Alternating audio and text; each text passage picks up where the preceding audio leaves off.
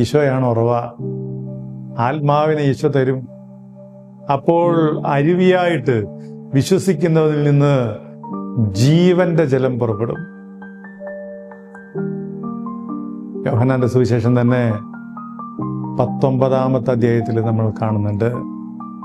ഈശോ മരിച്ചു കഴിയുമ്പോൾ അവൻ്റെ പാർശ്വത്തിൽ ഒരുവൻ വന്നു കുത്തും, ഉടനെ വെള്ളവും രക്തവും പുറപ്പെടും. അവൻ്റെ തിരുഹൃദയത്തിൽ നിന്ന് വെള്ളം ഒഴുകുകയാണ്, രക്തവും. ഈശോയുടെ ആദ്യത്തെ അത്ഭുതം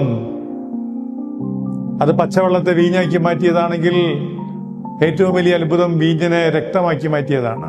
സ്വന്തം രക്തം, ഇതെന്റെ രക്തമാകും. അത് പ്രാവർത്തികമാക്കിയതോ ഗാഗുൽത്തായില് അവന്റെ തിരുഹൃദയത്തിൽ നിന്ന് ഒഴുകുന്ന രക്തവും വെള്ളവും കൊണ്ട്. ഈശോ എല്ലാവർക്കും നൽകപ്പെടുന്ന വെള്ളമാണ്.